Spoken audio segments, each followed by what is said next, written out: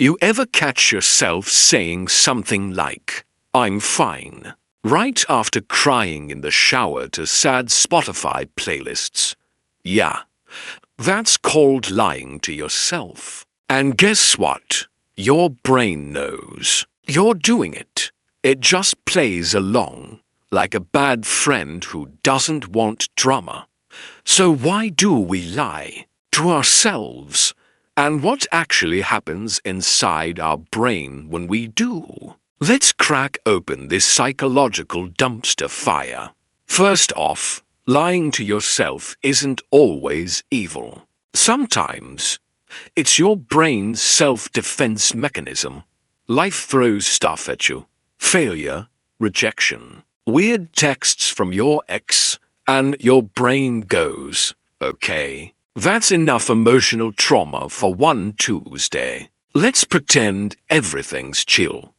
This process is called cognitive dissonance. That's a fancy term for when your beliefs and your actions don't match, and your brain starts glitching like a Windows 98 pop-up.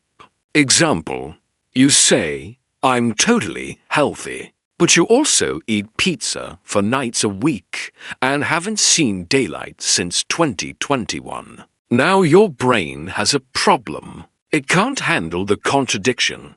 So instead of changing your habits, it changes the story. It whispers, "Cheese has calcium. Calcium is healthy. Boom. I'm fine." And that is how self-deception works. Your brain lies to protect your ego from the brutal truth. But here's the twist. Your brain doesn't love lying. It is more like it as trying to keep peace between two angry roommates. Logic and emotion. Your prefrontal cortex, the logical part, is like, "Dude, stop pretending. You're lying to yourself." But your amygdala, the emotional drama queen, goes, "SHH, if we admit that, we'll have a meltdown." So the brain picks comfort over truth. It's the mental version of hitting snooze on reality.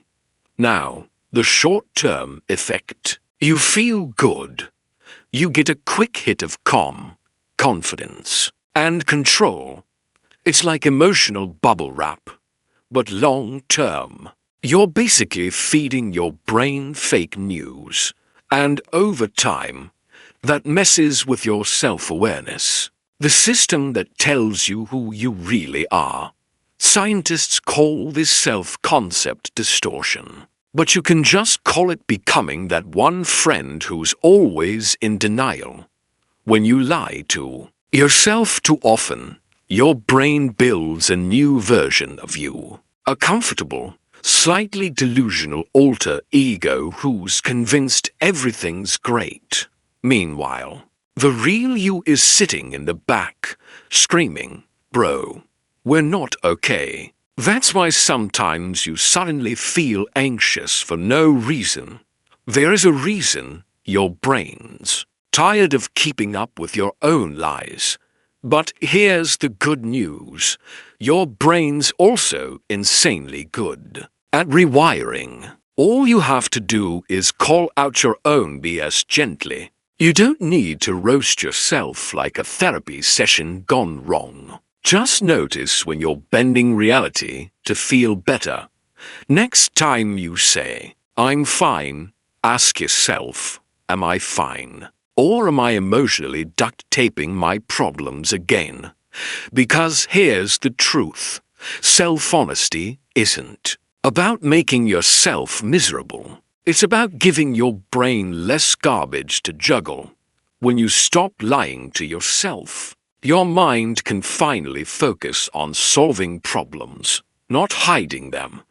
And weirdly enough, that's what confidence really is. Not pretending everything's perfect, but being cool with the fact that it's not. So yeah, lying to yourself might make life easier for a bit. But it's kind of like using air freshener in a burning building. It smells nice for 10 seconds, but the fire's still there. Your brain doesn't need fake peace. It needs honesty, humor, and maybe a nap, preferably in that order.